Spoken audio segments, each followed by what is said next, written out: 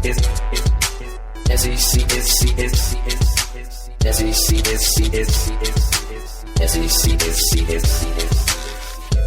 our coverage. It's what we do. That's all we do every Thursday At 5:30, college football. College football. Mountain West Conference. Doesn't matter. SEC Is all that matters. Nick Saban Is crazy. Yeah. And that's all. Let's start the show. Outputting. Good evening, ladies and gentlemen. Welcome into another exciting edition of Outputting Our Coverage. Taking a week off last week just so we could pack in twice as much awesome this week. Because we love chaos. We do enjoy anarchy, chaos, things of that nature. And if you enjoy anarchy and chaos, boy, did you enjoy the NCAA tournament this year. As every year. I don't know that I'm ready yet. You know, it's almost been a week since it's been over, and it still hurts every single time. For the first time ever, really, I've beaten David in a pick'em situation. Through my brilliant choice of national champion. Right. And this is the point when I would like to point out that earlier in the season, when you put a metaphorical gun to my head and made me choose a champion, I believe I picked the right team. You did. You picked Louisville. The thing that hurts me so bad is that only one other person in the bracket, Jens Manslaves, actually picked more winners than I did. I had 41 wins. Everybody else, the closest was you at 39 outside of that. You lost to Manslaves, David. I don't even know what that means. You lost to the Manslaves. Well, everybody is Jens Manslaves is what has just happened. That's exactly what happened. So, I ended up finishing in 8th with 63 points. You came in 2nd with 117. The winning bracket, Lucas, who was in the bottom for a long time, came back and came in 3rd. It's all about who you pick at the end. That's true. I'm surprised. I feel like you might have been a little bit scornful about the scoring system. You did pick more wins correctly than I did. No, I completely agree with the scoring system. Okay. You should get more more quality points for the further it is. You should. It just hurts. And if you really want to know why it hurts, go to our blog. I think I made it pretty clear in our mid-bracket depression blog that I wrote, just exactly what happened. If you didn't watch the games, Kansas, my championship winner, went down in a heartbreak. I don't really want to talk about it at all. That was the turning point for you and I. Kansas, Michigan. That's what did it. And then Duke, Louisville. And let's talk about that one for a second, because Duke and Louisville were tied. That was not a blowout game. No. And then Kevin Ware goes down. He breaks his leg in a horrific injury, and then he tells his team, go win it for me. And that's when I was just cursed. There was no way I'm coming back from that. Yeah, see, I was totally thinking the other way there.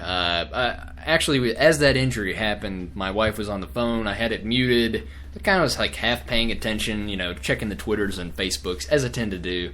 And all of a sudden I look up and I see basketball players crying on the screen, falling to their knees. I'm like, rewind. What in the world? And then you immediately regretted hitting the rewind button. And then I managed to see the injury in slow motion.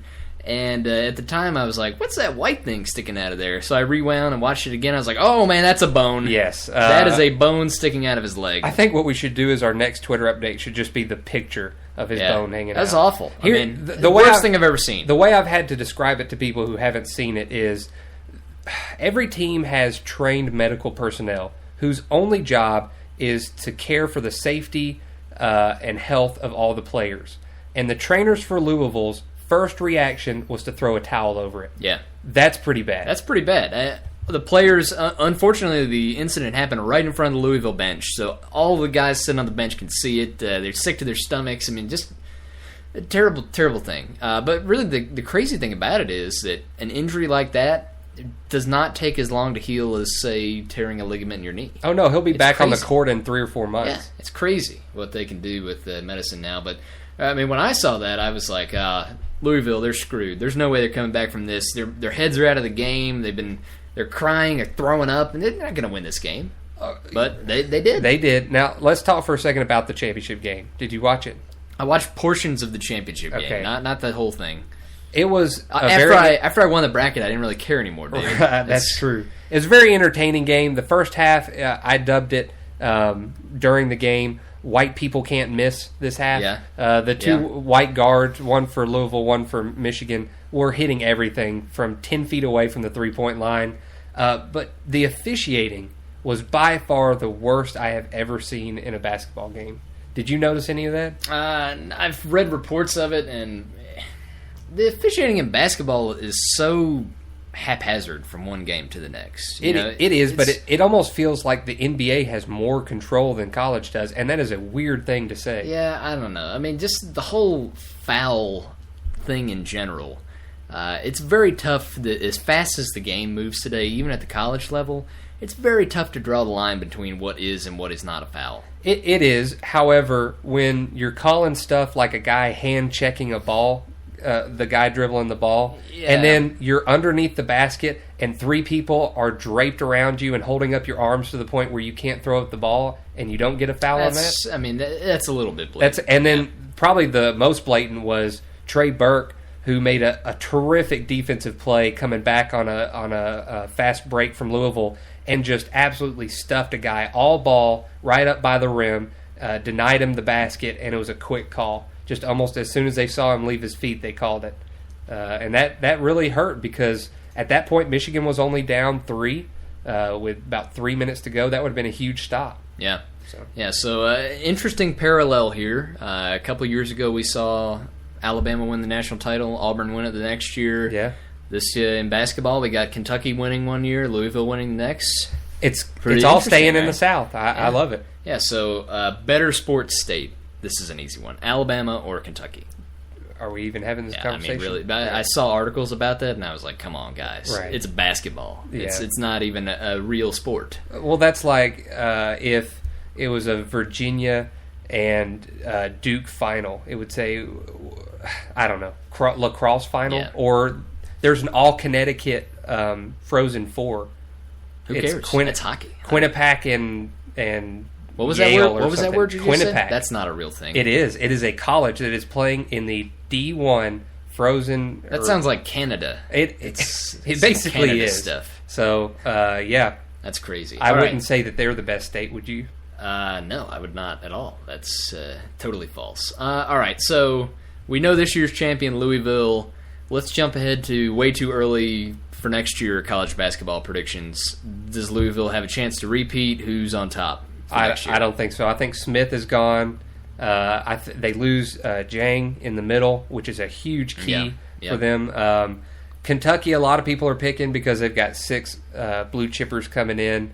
I don't see it. I mean, they've never played a single. You can't say a single snap, but a single minute of college basketball yet. I don't know. I mean, they're going to have a lot of talent, but you can't just go ahead and anoint them number 1. No, I don't think so. Crazy. I think you're probably going to see somebody come out like maybe even a UCLA, a Florida team could come back. They're losing a couple. You think UCLA first year with their new coach they could get there? I like their new coach. I like the New Mexico coach. All right. Better hire UCLA hiring Steve Alford, New Mexico's coach, or USC hiring Dunk City head coach Andy Enfield. Which one do you like? I really like Andy Enfield. He is very focused on the fundamentals. He sees the little things, and everywhere he goes. Alley-oops are fundamental? Is that what you're telling me? No, I'm talking about the shots. Oh, okay. Yeah, okay.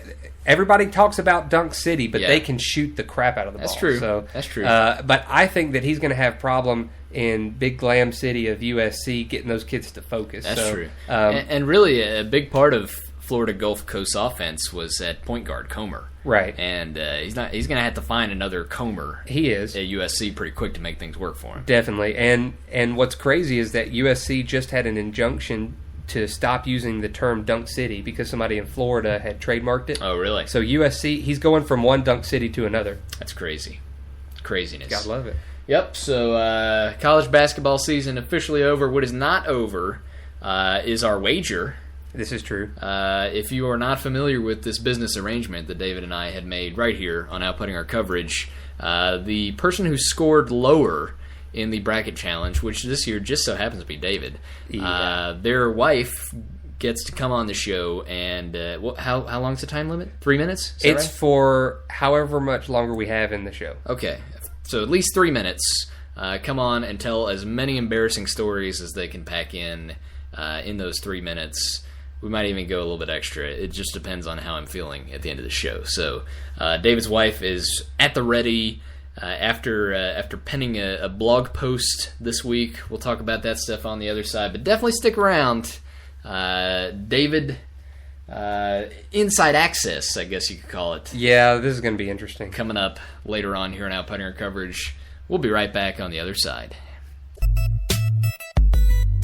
It's time for SEC preview. SEC, Big 10, Big 12, 12 can't count. SEC, college football robber barons. SEC, yeah, they're big, they're fast, they're strong. And Missouri and Texas A&M as well. Yeah, SEC preview. Here we go. It's time for All right, welcome back to Outputting Our Coverage. Dave, we got a lot of blog action going on this week. We're very active on the blog. In case some of our listeners are not aware, the blog has been a little bit tough for us to update here in the last couple days or couple weeks. You know, our lives are busy. Couple months, right? You know. But we really did want to. We enjoy the blog. We think it gives us a platform to put out our content that you desperately want and need. Yes. So what we have done is we have actually recruited some ghostwriters for us who are writing. And it's putting a lot more content out there, and the content has been amazing. If you haven't checked it out, definitely go to outputtingourcoverage.wordpress.com. We've got some good stuff. The Football Fantasy has posted twice, and we even have a new author, Lucas Roberts, who put out an awesome article on the NFL offseason grades. Basically, he gave his top 5 teams who really did a solid in off-season action, and it's a great read. We've actually got a discussion going on in the comment bar too. Yeah, we got some more articles coming up this weekend. We have a mock draft coming out. Mock draft coming up on Saturday. I'm going to try to write an article on Sunday. Not sure what about it. You're just going to have to pay attention and wait for that one to hit the airwaves. But David, speaking of bloggers, big news coming out this week, made bigger than it should have been probably, about Auburn football. Continuing to be a lightning rod in the media. Selena Roberts, actually a former Auburn graduate, or not former, I guess, still a current Auburn graduate. Yes.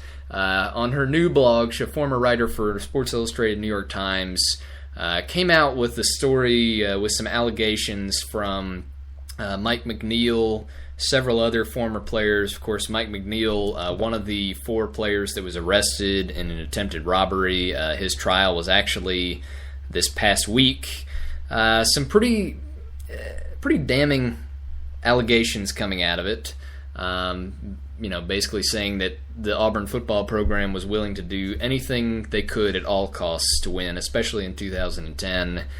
And then after that, an ESPN article coming out about drug use, drug tests by Auburn, the lack thereof, the lack of notification to parents, things of that nature. Smoking the spice. Or if you're not from the streets, spice is artificial marijuana. Right. We like to learn people on this show, too, so that they can know those sort of street facts. That's true. That we know. But David, what's your opinion on all of these things that are coming out? I think it's probably a little premature. It doesn't seem like she had all of her facts in order, although she has broken a couple stories before. My opinion on this at this point is that when there's that many fingers pointing or that many people jumping up, down, screaming, I think something happened during that time period. I don't think it's nearly as bad as what people are blowing it up to be. And I think it's probably things that are happening at every other university. But I do think that there were violations at some point.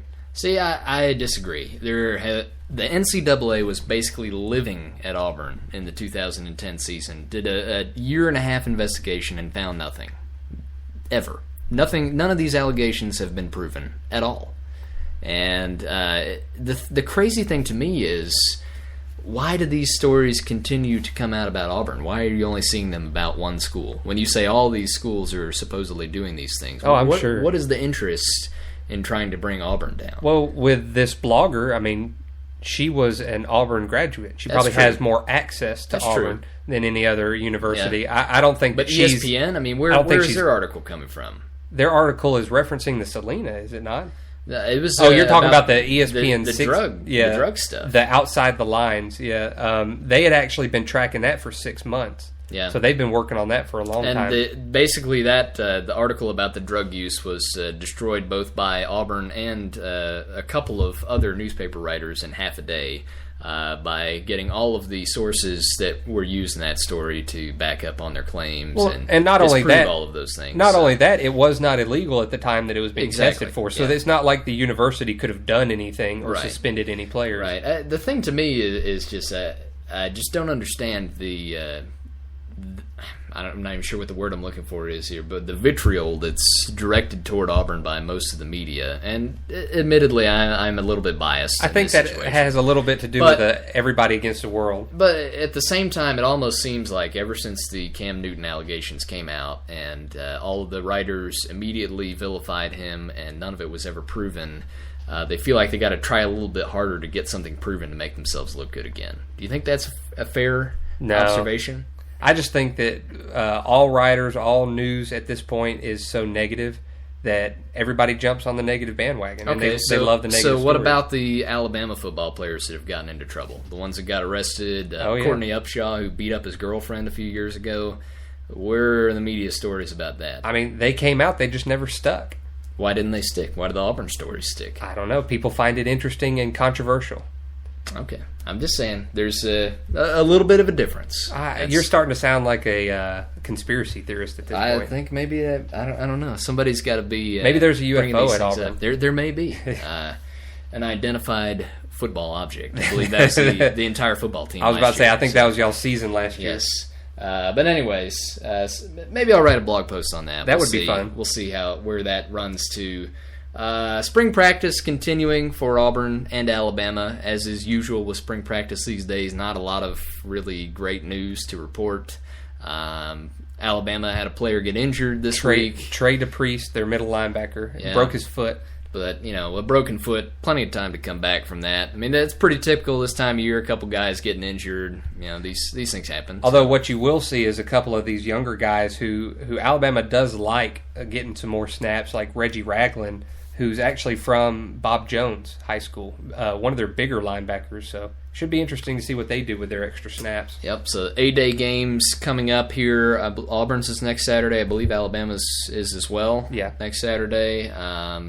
Probably going to be televised, I would imagine. So you get a little glimpse, although as with spring practice, you don't see a whole lot in A-Day these days. So. Although with the spring practice coming up, did you see the Nebraska game where they let the little... I did see that, and I thought that was awesome. Yeah. If you haven't seen this, a little kid, probably, 5, 6? He was 6 years old, 6 years old, a cancer survivor, I think, and just a huge Cornhusker fan.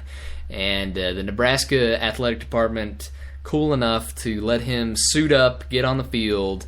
They ran an actual play from scrimmage, handed off to him, and due to some incredible blocking by his offensive line, it was impressive. He ran it all the way in for a touchdown. And the place erupted. The room I was watching it in was a little bit dusty. I got a little something in my eye. Right, in both of them.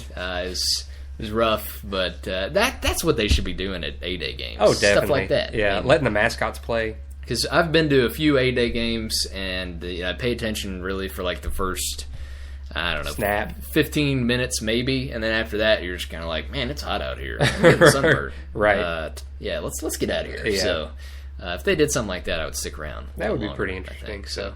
Golly, college football is about to start again. It is. Not that far away. I cannot wait. We're going to take another quick break here on Outpunting Our Coverage. Got a few random news and notes to hit on. Lots of things been going on in the sports world. We'll catch you up to date on all of those. And don't forget, at the end of the show, inside access to the worst possible moments of David's life. That doesn't really sound very good. Maybe I should have phrased that differently. The most embarrassing? Most embarrassing there you go. moments. Probably most awful moments of his life, too. So definitely want to stick around for that. Here on Outputting Our Coverage. We'll be right back.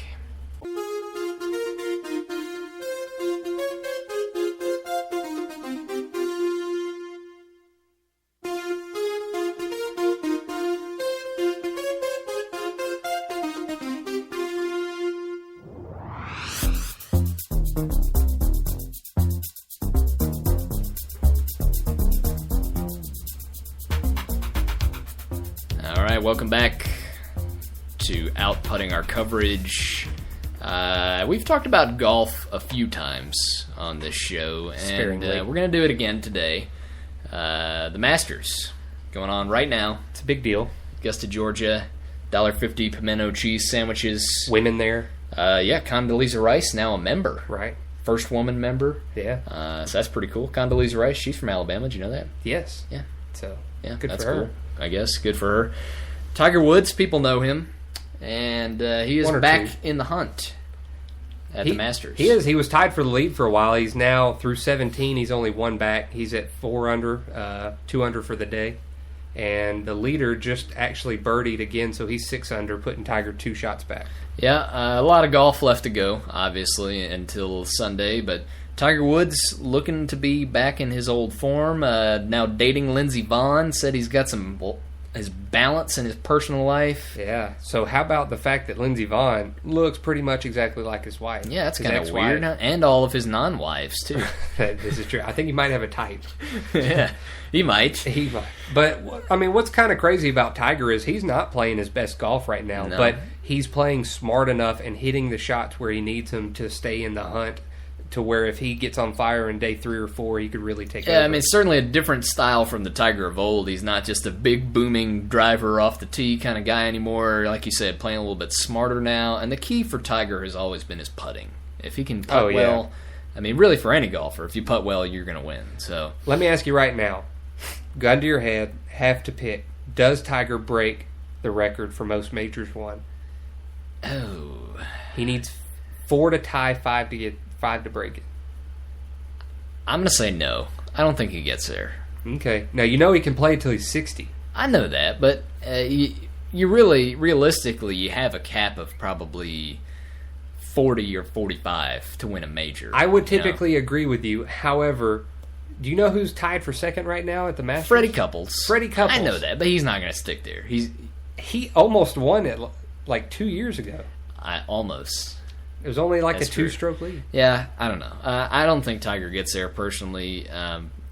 He hasn't been consistent long enough recently for me to believe that he can get there again. I mean, this is not the first time he's been back, so to speak. Man, I think ever since his night out on Thanksgiving with the golf club and running into fire hydrant and all that madness. And don't forget about his knee surgery. That was a his knee surgery. I mean, Sports Illustrated has had like 3 covers with him saying like Tiger's back. So I'm still not believing that this is a long-term spring of success again. I don't think he's going to be able to put it together long enough to get there. I don't know. I think the biggest difference now is he is fully healthy. And if he can stay that way, Tiger's dangerous. That's true. Even at 80% Tiger, Well, what he used to be. I'm not saying he Tiger's can't win a dangerous. couple more majors, but I don't think he's going to get enough to break the record. Okay, I'll say he will, and if he does, then Emily in 20 years gets to come on and talk about you. That sounds great. Okay. Yeah, great. You're just looking for another wager. I know. Right? Yeah, I know how it is. Double or nothing. An interesting thing about Tiger,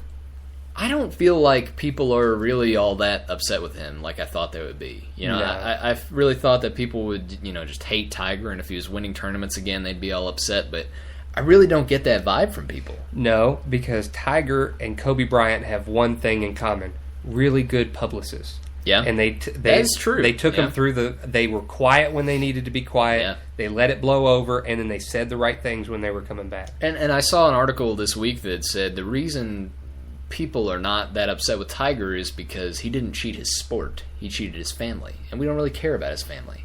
Yeah, that's kind Do you of terrible. agree with that? But, I mean, it's true if you think about it. It You is. know, like if he had been using steroids, like look at Lance. I mean, we hate Lance now. Well, Lance or Barry Bonds or Yeah. Alex Rodriguez. We hate those They're guys. all villains, right? Yeah, and look at Lance runs a freaking cancer Okay, foundation. well, but he's there- great for his family. There is a difference. Well, actually, no. Well, they that's are, true. they're- He got divorced, but he's right. good for people. Right, So. He is, but there is kind of a difference. Barry Bonds, nobody has ever liked.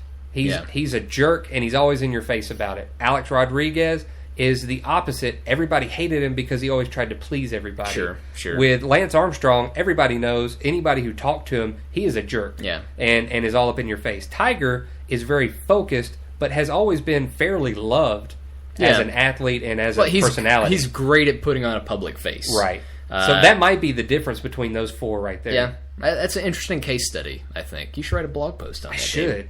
I should write a paper and make millions on this. There you go. That's be exactly what you should do. So, Tiger back in the hunt. Like you mentioned, Fred Couples up there in contention. Let's talk about the 14-year-old, David. Yeah, the Chinese Guan. which makes it sound like he's from Guam, but he's actually from China. It's so confusing. It is. It's very confusing. He's 14 years old. He's 14 years old.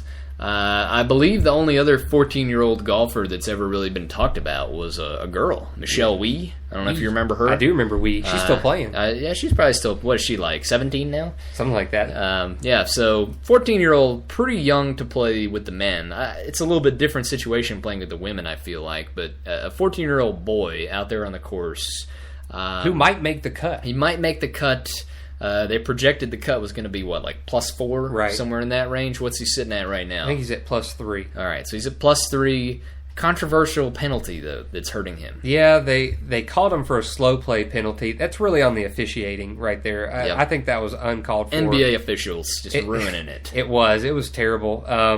But I got to say, I was really impressed. You know, the guy shoots a 1 or 2 over yesterday, and Bubba Watson, the winner from last year, shoots a 3 over. Yeah. It's just really impressive. And the kid, you know, he doesn't really have the strength yet to play this long course. He's having to hit fairway clubs or drivers from where a lot of people are hitting 5 and 6 irons. Mm-hmm. But he's still, I mean, he's putting a game together. It's been really impressive. That's really impressive. A lot of people will be rooting for him to see if he can make it through the cut. I'd love to see him play another 2 days. Yeah. So, all right. So let's move on to baseball, David.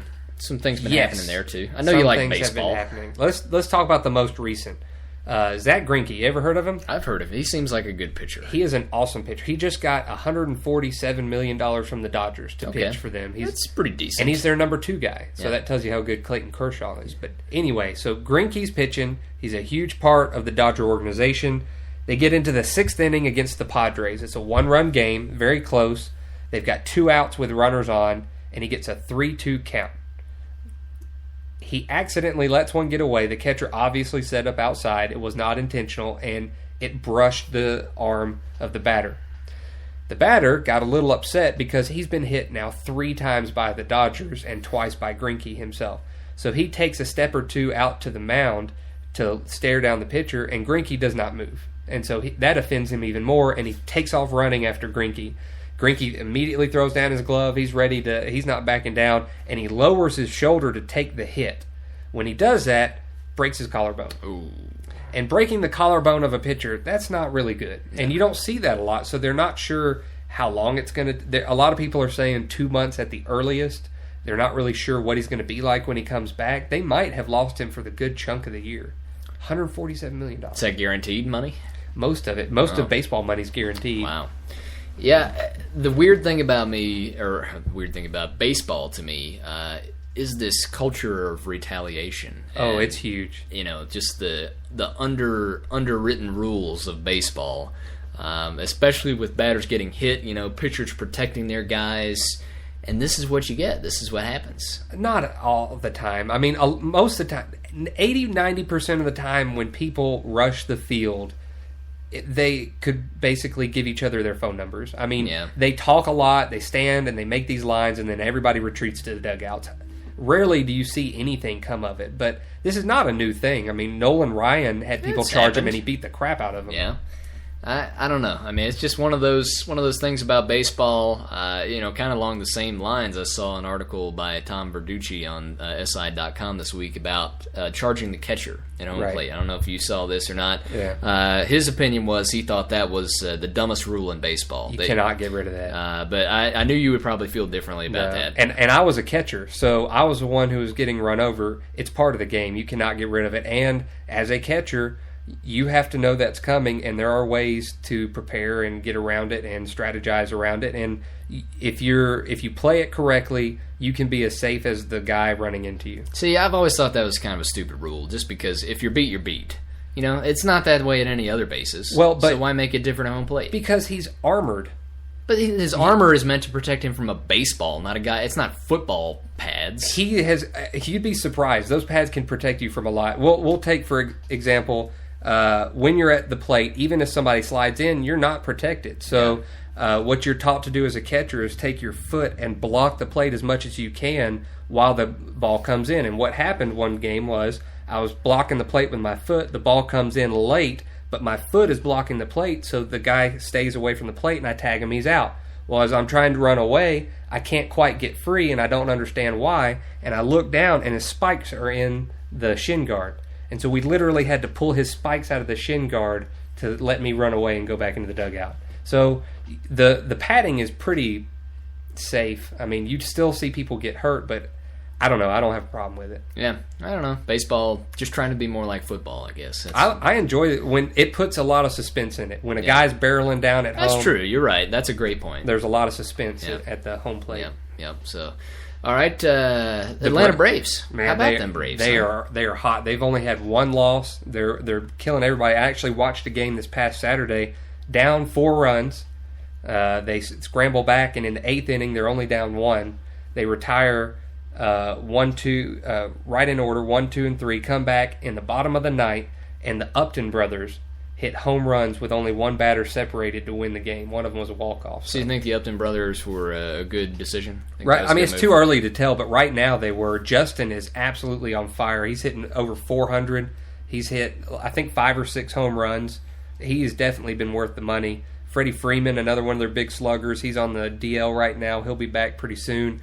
They're really going to need McCann to come back at some point, but man, they're looking pretty good. So, is this the year that the Braves don't collapse down the stretch? No, I just think there's too many good teams right now. I mean, in their division, you've got the Mets, who nobody saw, but they're playing pretty well. They've got a pitcher, Harvey, who's pitching lights, and he's untouchable right now. The Nationals can't quite get it together, but I think they'll figure it out as they keep playing. The Marlins right now have a young pitcher who's 20 who struck out 9 in his opening debut in 6 innings. Well, they haven't traded him yet? No, they have not traded him yet. It was actually pretty controversial that he came out so early. So I think it's interesting. I think it'll be cool to see the race. I think they get in the playoffs. I just hope they don't play in the one-game playoff again. So on the other side of the country, the Angels, you got Mike Trout, Albert Pujols, Josh Hamilton, and they're in last place right now. Yeah, they are not playing good baseball. It's tough to get a team together. You can ask the Los Angeles Lakers about this. Get the best players at all the best positions, but if they just don't gel, if they don't play in the right system, then you're not going to get a whole lot of production out of them. I got to say, it makes me happy to watch Albert Pujols fail. I think that's just spiteful. He is dead to me. So this is true. It's the way it goes. It just shows you that St. Louis knows what they're doing. Yeah. I mean, they got rid of him at the right time, and they always find a way in the playoffs, no matter who they have. Yep, definitely so. And one more news, a piece of local news we wanted to talk about. Rolando McClain, Decatur High graduate, had some issues with the law, ended up being waived by the Oakland Raiders, but it seems he has caught on with a new NFL team now. Right, he has signed a contract for the Baltimore Ravens. Don't know exactly how much that's going to be for yet, but it's looking like around $700,000 with $400,000 in incentives. It's close to the league minimum, but I think a chance to start over. It is, and he's on a great team. Obviously, they just won the Super Bowl, but replacing an absolutely first ballot Hall of Famer in Ray Lewis. They run a similar defense to that of Alabama's when he was at college. He's got a chance to do well. I really think it's a win-win for both. Rolando gets a chance to start over. If he works out, Baltimore gets a great middle linebacker. If he doesn't work out, they didn't pay a ton of money for him. Yep. So that's 2 former Decatur players with new teams this year. Rolando going to the Ravens, and of course Gerard Powers landed with the Arizona Cardinals this year. So I did not see. Somehow I missed that. So you'll see a couple of those guys in new places this year. All right, we're going to take a break now, and you want to make sure you stick around on the other side for this one. Or you can leave. You should probably stick around because as a result of the greatest wager ever made between David and myself, I defeated David in the official Outputting Our Coverage bracket challenge. Now his wife gets to come on and say embarrassing stories about him. We actually have a lot of time left in the show, David. I'm just really surprised at how that happened. So you can also leave if you would like. Yes, so stick around. We'll be right back on Outputting Our Coverage.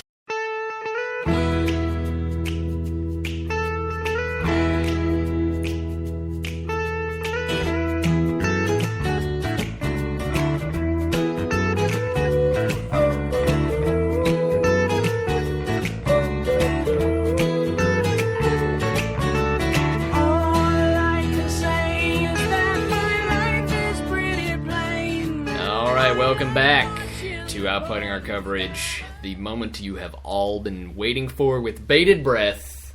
Or all of you left. Victoria joining us on Outputting Our Coverage now. You know the terms of the deal, Victoria. You know what we're expecting here. We're looking for hard-hitting, embarrassing stories of David at any point in his life. Feel free to embellish if you would like. No one will be fact-checking these. So, Also, I'm sitting right here. yes. So. Well, it's been hard because trying to think of everything, and I think, oh, that's real funny. That was my fault. So it's been really hard to find things that were David's doing. So the first thing I thought of was when we first moved into our house, he was going to school to be an aerospace engineer, a rocket scientist, and we need a shower curtain. So I told him, go to the store, buy one, and put it up so you can take a shower.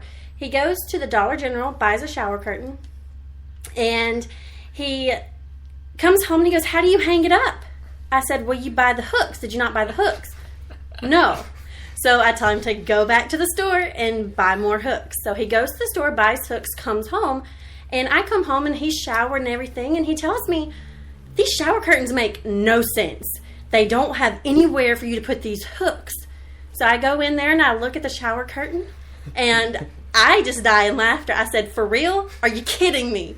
He has the shower curtain hung up by 3 hooks with gashes took out of this curtain to hang these hooks with. And I look at him and I go, David, come here. You see those black things at the top of the curtain? He goes, yes. I said, those are supposed to be at the bottom. And I pulled the bottom of the curtain up and I said, you see these little perforated holes? Those are where all 12 of your hooks go. This is not rocket science. And he just looks at the ground, shakes his head. Unfortunately, that is a true story. Yes. No embellishment needed with that one. See, men, we wouldn't use shower curtains if our wives didn't make us. Exactly. And I literally just cut the holes out for however many I thought would support the curtain. That's engineering. You just gotta make it up as you go. Right. I thought it was ingenious, but apparently that was not how you're supposed to do that. All right. Go. Okay. Strike one. The next one is David and I like to be very active, and he likes, ping pong, racquetball. I'm not sure where this is going. I was a little bit frightened at that first statement. He likes to go running. So we're not looking for those kind of embarrassing stories, Victoria. That's okay, there aren't any. That's even more weird. He likes to be active. So we were young, and he takes me to go play racquetball. Never played before. I now know I'm quite dangerous to myself and to others. Well, we're playing, and somehow I continued to keep hitting him with either my racket or my ball or whatever. Well, I hit him one time, and it got a little too close. And we almost had a Lance situation. Yes, it was. Yes. It was not cool. Yes, and so he goes to the floor, and I'm like, honey, are you okay? He's like, why don't you ask our future kids if I'm okay? Yes, I felt horrible for that one. Yeah, that one was bad. We still have not played racquetball together since. I thought you were going to say something else there for a second. No. So, are you okay now? Is everything? Yes, everything's fine. Right? From 4 years ago when that happened, yes, I'm fine. Well, you want to slow play these things. You don't want to rush your rehab. Right. Too fast, I think I'm all right. Okay. We very intensive physical therapy. We're good. Go on with that. Strike 2. Also weird. Right. Also weird. Okay. Okay. The next one This is. has gotten out of hand. It kind of starts out as a sad story. His grandfather dies last year, and Kind of. okay, really sad. I'm sorry. His grandfather dies, so we have to go to his funeral, and they are told to wear suits. Well, in 2010, when we went on a cruise, we bought him a suit, a really nice suit from Joss Banks, and Joseph A. Bank.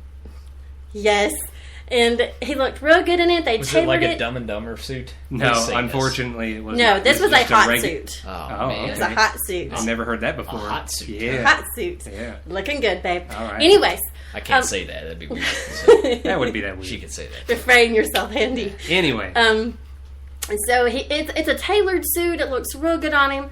We get there, and he puts on his suit before we get to the funeral home, and I just look at him, and I'm dying in laughter. Am I going to say nothing? No. So we get to the funeral home. I'm going to let his brothers take care of this situation. Which they're pretty good at. They really did well. David obviously has grown since 2010.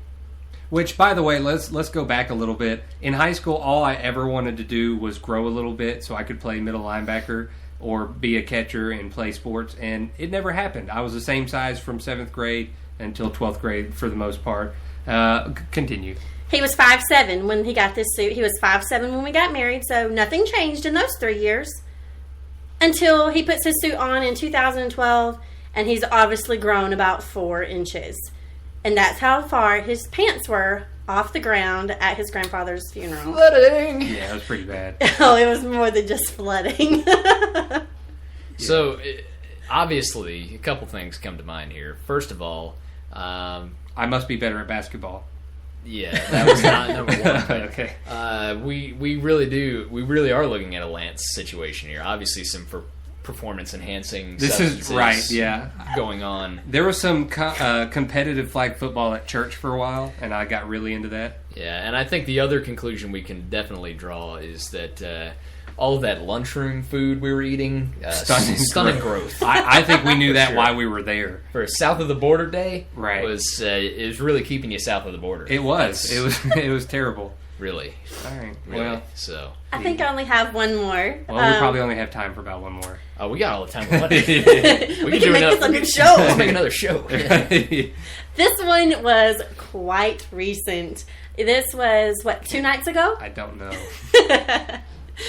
He's sitting in there and he's like, Victoria, I'm cooking dinner, and he's trying to get this DVD player to work. We got it for Christmas. Red box. And we had a red box, and he's like, Victoria, this remote control is stupid. It's very stupid. And he's clicking it, and he's throwing it down and picking it back up and clicking it. So roid rage. Roid rage. Also, just to put this out there, I work with electronics for a living. Continue. So Yes, I'm he afraid does. that he's going to break something. So I come in there, I'm like, honey, it's okay. Just use the buttons on the DVD player. And he's like, no, I don't want to get up. I'm like, okay. Well, we're fiddling around and we're, trying to get this DVD player to work. And I press play and I sit down and I look at something, and he looks at his remote control and he sees what I'm looking at. And he goes, oh, this isn't the DVD remote control. I said, we have too many nope. remotes in the house. It was our iPod dock remote control that doesn't even look like a DVD. It has a play button. control. It has a stop button. You know, David, if you push the buttons harder, it will work. I If tried you this. throw it, it's gonna work. Believe me, I tried it pretty. Did you try changing the batteries around too? Yes, I also tried the tried and true method of drop kicking the remote and seeing if that'll help. Trying at different angles, bouncing off of mirrors for your RF signal, all those kinds of things. definitely Yelling at it because obviously it can hear you.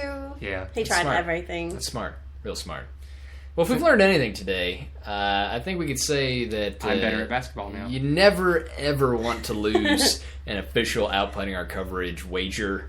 Oh, it'll get better next year. Just wait. Yeah, we got to think I have a about longer time to think. exactly. 'Cause he's going to lose again. Yep. So be on the lookout for the official outputting our coverage college football pick'em. That'll be striking back up in the fall. Maybe we can get the listeners involved too. Get some embarrassing stories about our listeners. So we can get sued. I love that. That'd be great, right? Yeah, Facebook and Twitter. You can give them to us all the time. Yeah, be really good. So that's about all the time we got, unfortunately, this week. We'll be back next week talking about everything going on in the sports world. This is Outputting Our Coverage, signing off for another week. Hope you have a great one.